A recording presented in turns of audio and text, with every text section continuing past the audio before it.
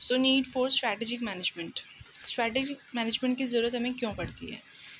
पहला रीज़न है due to changes introduce करने के लिए हमें स्ट्रैटेजिक मैनेजमेंट की ज़रूरत पड़ती है, बिकॉज स्ट्रैटेजी हमारी क्या है, फ्लैक्सिबल है, उसके अंदर फ्लैक्सिबिलिटी होती है, तो उसमें हम चेंजेस को इंट्रोड्यूस कर सकते हैं, तो इसलिए हमें इसको पढ़ने की ज़रूरत पड़ती है। स्ट्रैटेजिक मैनेजमेंट हमें गाइडलाइन भी प्रोवाइड करता है, क्योंकि इस बेसिकली एक प्लान है, ठीक है। प्लान क्या करेगा, हमें सही दिशा दिखाएगा कि हमें किधर जाना है, किधर नहीं जाना है। और इसके अंदर हम काफ़ी सारे प्लान्स बनाते हैं, चाहे वो कॉर्पोरेट लेवल पर हो, चाहे वो बिज़नेस लेवल पर हो, चाहे वो फंक्शनल लेवल पर हो, तो ये सभी को ही गाइडलाइंस प्रोवाइड करता है। उसके बाद ये एक डेवलप्ड फील्ड है आज के टाइम में, पहले नहीं था बट अभी हो चुका है डेवलप्ड, तो इसलिए भी इसको स्टडी करने की ज़रूरत है, क्योंकि इसमें काफ़ी सारे थ्योरीज़, मतलब काफ़ी सारे मॉडल्स वगैरह आ रहे हैं, ठीक है। तो इसलिए भी हमें इसको स्टडी करने की ज़रूरत है। दूसरा क्या है कि इससे हम अपनी परफॉर्मेंस को बेटर कर सकते हैं। इसके अंदर अगर हम इसको करते हैं, ठीक है, स्ट्रैटेजी मैनेजमेंट को पढ़ रहे हैं, तो उससे हम अपनी परफॉर्मेंस को बेटर कर सकते हैं। बेटर का मतलब क्या है कि इसमें काफ़ी सारी चीज़ें हम पढ़ते हैं, जैसे कि हम देख सकते हैं भाई BCG मैट्रिक्स हो गया, हम आगे बढ़ेंगे, ठीक है। और हमारी इंटरनल इवेल्यूएशन हो गया, एक्सटर्नल इवेल्यूएशन हो गया, तो ये सारी चीज़ें हमें हेल्प करती है हम कि हमारी जो बेटर परफॉर्मेंस है उसकी संभावना ये बढ़ाती हैं, ठीक है। स्ट्रैटेजिक मैनेजमेंट में हमारा कम्युनिकेशन इम्प्रूव होता है, क्योंकि स्ट्रैटेजिक मैनेजमेंट करना जो काम है वो किसका है, टॉप लेवल मैनेजमेंट का काम है। वो कैसे करेंगे, वो अपने जो उनके लोअर लेवल पे लोग काम कर रहे हैं, मिडिल लेवल पे और जो सबसे छोटा लेवल रहता है हमारा, ठीक है, फंक्शनल लेवल, वहाँ पे भी क्या है कि वो तभी तो स्ट्रैटेजी बना पाएंगे जब उनके बीच में कम्युनिकेशन होगा, ठीक है। इसके लिए वो 2 मेथड्स का यूज़ करेंगे, top down and bottom up, ठीक है। तो इससे उन दोनों जो वो लेवल्स हैं हमारे ऑर्गेनाइजेशन के अंदर जो भी हैं, top level, middle level and जो हमारा फंक्शनल लेवल है, द थर्ड लेवल, तो उनके बीच में क्या रहेगा, हमारा कम्युनिकेशन इम्प्रूव होगा।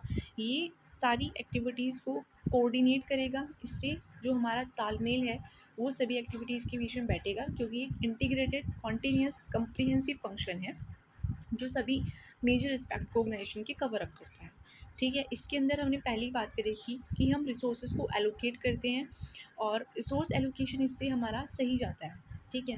कि अगर हमने पहले ही रणनीति तैयार कर ली कि हमें जो है इतने एम्प्लॉयज़ चाहिए, ठीक है, तो हम उतना ही ह्यूमन रिसोर्स जो है उतनी ही रिक्रूटमेंट करेंगे, ठीक है।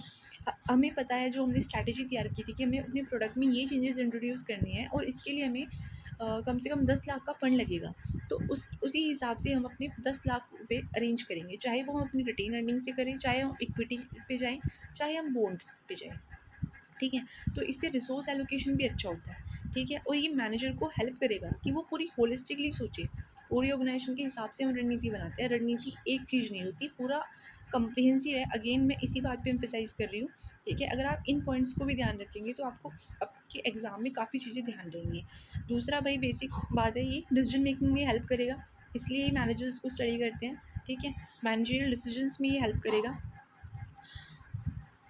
तो अब हम स्ट्रैटेजिक मैनेजमेंट का प्रोसेस पढ़ते हैं। तो सबसे पहले इसमें हम इन्वायरमेंटल स्कैनिंग करेंगे, देन हम करेंगे इसके अंदर स्ट्रैटेजी इम्प्लीमेंटेशन, देन हम इसमें स्ट्रैटेजी फॉर्मुलेशन करेंगे, देन हम इवेल्यूएशन को एंड कंट्रोल करेंगे, ओके।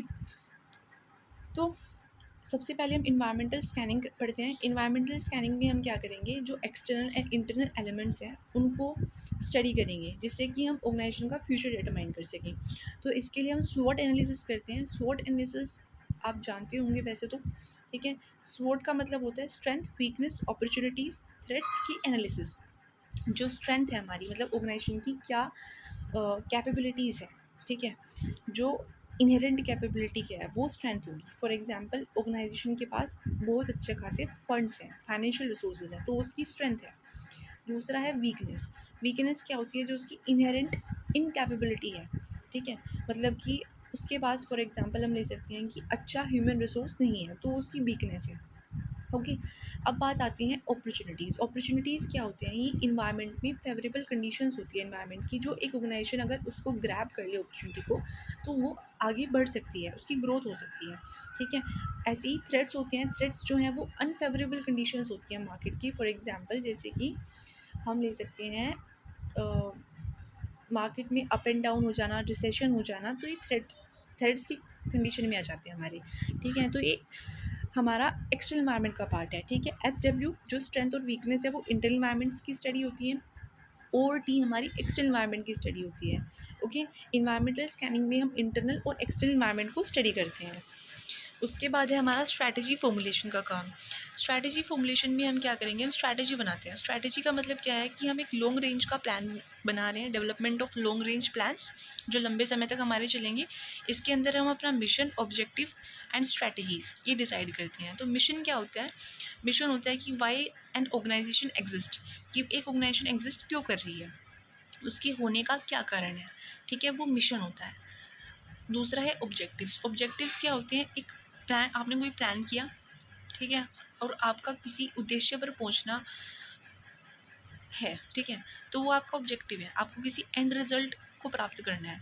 मिशन होगा कि आप क्यों एग्जिस्ट, आपने फॉर एग्जांपल आप कोई जॉब करना चाहते हो, ठीक है, तो आप उस जॉब को करना चाहते हो इसलिए जिससे कि आपको क्या हो सके, आप सर्विस कर सको, देश की सेवा कर सको। फॉर एग्जांपल आप आर्मी में जाना चाहते हो, बट ऑब्जेक्टिव क्या है आपका, ऑब्जेक्टिव आपका चेंज होता रहता है रहेगा, ठीक है। ऑब्जेक्टिव है कि जो आपने कोई प्लानिंग करी, उसमें प्लानिंग में आप उसका कोई रिजल्ट चाहते हो, वो आपका ऑब्जेक्टिव है, ठीक है। आपने आर्मी में प्लान किया कि कुछ करेंगे, अच्छा करेंगे, मतलब जो आप अपने काम में कर रहे हो वो ऑब्जेक्टिव होगा। स्ट्रैटेजीज़ क्या होगी, ये कॉम्प्रिहेंसिव मास्टर प्लान होगा, बड़े स्तर पर होता है, ठीक है, और ये बताता है कि कैसे ऑर्गेनाइजेशन अपने मिशंस को, अपने ऑब्जेक्टिव्स को अचीव करेगी, ठीक। अब इस स्ट्रैटेजी हमारी 3 लेवल पे बनती है। कॉर्पोरेट स्ट्रैटेजी, कॉर्पोरेट स्ट्रैटेजी जो होती है पूरी की पूरी कंपनी के लिए होती है। उस कंपनी की जो भी सब्सिडीज होंगी, जो भी बिजनेसेस चल रहे होंगे, उन सब के लिए वो स्ट्रैटेजी होगी। बिजनेस स्ट्रैटेजी क्या होगी, जो बिजनेस लेवल पे होगी, जो हर बिजनेस पे अप्लाई होगी उसके। तो इसका एग्जांपल हम ले सकते हैं। फॉर एग्जांपल कोई कंपनी है, वो फूड प्रोडक्ट्स में डील कर रही है, ठीक है, वो जो है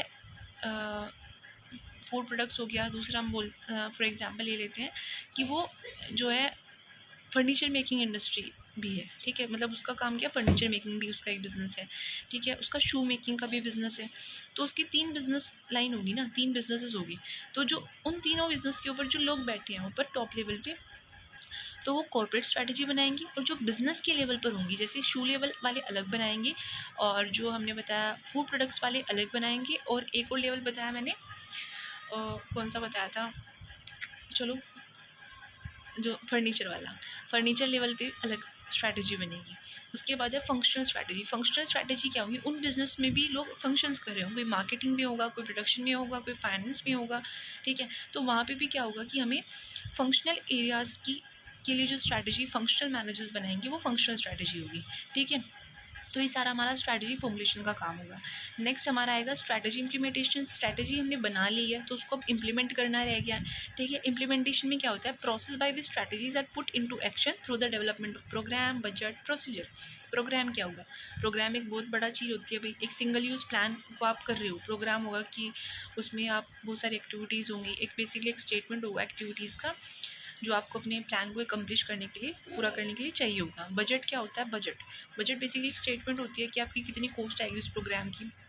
प्रोसीजर क्या होता है कि आप किस तरीके से उस काम को करेंगे, जो सिक्वेंशियल स्टेप्स आप लोगे उनको प्रोसीजर बोला जाता है, जो डिटरमाइन करेंगे कि कैसे एक जो आपको करना है। फॉर एग्जांपल प्रोग्राम आपने डिसाइड कर लिया, उसमें आपने कहा कि पहले जो है इनॉग्रेशन होगा किसी चीज़ का, इनॉग्रेशन होने के बाद जो है स्टेज पर जो व्यक्ति आए होंगे उनको इन्वाइट किया जाएगा, वो अपनी स्पीच देंगे, देन परफॉर्मेंसेज होगी, प्रोग्राम्स होंगी, दैन उसके बाद अगर कोई प्राइज़ डिस्ट्रीब्यूशन का काम है तो वो होगा। तो वो होगा सिक्वेंशियल स्टेप्स होंगे भाई, आपने हर चीज़ को स्टेप वाइज दिखा दिया कि ये चीज़ ऐसी करनी है, ऐसी एक जॉब को करना है, ठीक है। तो यहाँ पे हम स्ट्रैटेजी को इम्प्लीमेंट करने के लिए ये 3 तरीके अपनाएंगे। आगे है स्ट्रैटेजी को इवैल्यूएशन एंड कंट्रोल। अगर हमने कोई चीज़ कर ली है, ठीक है, तो उसको इवैल्यूएट करना भी तो ज़रूरी है, ठीक है। इसमें हम कॉर्पोरेट रिजल्ट्स को मॉनिटर करेंगे, जो हमारी एक्चुअल परफॉर्मेंस होगी, ठीक है, उसको कंपेयर करेंगे, जो हमने सोचा था कि भाई हम चाहते थे ऐसा हो, अगर उनमें कोई गैप होगा तो उसके हिसाब से हम एडजस्टमेंट्स करेंगे, ठीक है। ये बहुत बेसिक सा प्रोसेस रहता है कंट्रोलिंग का, सब लोग जानते हैं। सबसे पहले हम स्टैंडर्ड्स को डिसाइड करते हैं, स्टैंडर्ड डिसाइड करने के बाद हम अपनी एक्चुअल परफॉर्मेंस को मेजर करते हैं, उसको मेजर करने के बाद हम उनका कंपैरिजन करते हैं, कोई डेविएशंस होती हैं उनके लिए हम करेक्टिव एक्शंस लेते हैं, देन हम फॉलो अप करते हैं। तो बेसिक यही प्रोसेस चलेगा। इसमें हमने क्या क्या पढ़ा, हमने बताया एनवायरमेंटल स्कैनिंग करेंगे, स्ट्रैटेजी को फॉर्मुलेट करेंगे, उसको इम्प्लीमेंट करेंगे, उसको इवेल्यूएट एंड कंट्रोल करेंगे। ठीक है, तो पहले ये करेंगे, फिर ये करेंगे, फिर ये करेंगे, फिर ये करेंगे। ठीक, तो अब इसके बाद में हम पढ़ने वाले हैं चैलेंजेस फॉर स्ट्रैटेजिक मैनेजमेंट। अब हम स्ट्रैटेजिक मैनेजमेंट कर रहे हैं, कोई चीज़ कर रहे हैं, तो उसका चैलेंज ना हो तो ऐसा तो नहीं होता मोस्टली। तो इसके भी कुछ चैलेंजेस हैं कि जो एग्जिस्टिंग टेक्नोलॉजीज़ हैं, जैसे हम बोल रहे हैं कि इसमें फ्लेक्सिबिलिटी होनी चाहिए, फ्लेक्सिबिलिटी तो इसमें होती ही है, बट जो टेक्नोलॉजीज़ हैं वो चेंज होती रहती हैं, वो ऑब्सलीट हो रही हैं। ठीक है, तो ये एक चैलेंज है स्ट्रैटेजिक मैनेजर्स के लिए कि इसको उन्हें काउंटर करना पड़ता है। भाई अगर उनको कम्पिटिटिव एडवांटेज चाहिए तो उनको ये सब करना पड़ेगा, बट टेक्नोलॉजी का ऑब्सोलेंस बहुत ज़्यादा हो रहा है। ठीक है, अब कुछ कंपनीज़ क्या करती हैं, अपने प्रोडक्ट्स को इनोवेट कर लेती हैं। ठीक है, बट दूसरी फर्म्स को एकदम से स्ट्रैटेजिक डिसएडवांटेज हो जाता है, तो उसको एकदम से अपनी चीज़ों को चेंज करना पड़ता है, फ्लैक्सिबिलिटी दिखानी पड़ती है। ग्लोबल इश्यूज़ भी स्ट्रैटेजिक मैनेजमेंट को अफेक्ट करते हैं, जैसे इकोनॉमिक रिफॉर्म्स 1991 में आए। ठीक है, ये इंडिया में आई। ठीक है, बट इससे काफ़ी चीज़ें अफेक्ट हुई थी। ओके, वॉर हो जाता है, तो वॉर हो जाने में भी क्या है कि भाई आपको अपनी नीतियाँ बदलनी पड़ती है। ठीक है, फॉर एग्ज़ाम्पल पहले क्या हुआ, कुछ यूरिया का सप्लाई का इशू हुआ था अभी। ठीक है, पहले उसके जो दाम है प्राइसेस बढ़ चुके थे, बट अभी वो सही रेट पे मिल रहा है। तो इससे भी जो यूरिया की इफ़को वगैरह क्रिप्को कंपनीज़ हैं, उनको भी अपने प्राइसेस का देखना पड़ा होगा, उसको भी स्ट्रैटेजी चेंज करनी पड़ी होंगी। दैन उसके बाद है सोशल इशूज़ भी अफेक्ट करते हैं आपकी स्ट्रैटेजी को। क्वालिटी इशूज़ भी अफेक्ट करते हैं, जैसे क्वालिटी मूवमेंट चलाया था डब्ल्यू एडवर्ड टेरिंग ने। इसका इम्पैक्ट रहा कि कैसी कौन से मेथड्स आप यूज़ कर रहे हो अपने स्ट्रैटेजिक मैनेजमेंट के लिए। आज के टाइम में हम टोटल क्वालिटी मैनेजमेंट को भी यूज़ करते हैं। ठीक है, किज़ैन को यूज़ करते हैं जो जापानीज़ मैनेजमेंट का है। ठीक है, तो ये चैलेंजेस इम्पोज कर देते हैं स्ट्रैटेजिक मैनेजमेंट पे हमारे। तो हमने इस वीडियो में काफ़ी सारी चीज़ें कवर की हैं और होपफुली आपको समझ आया होगा।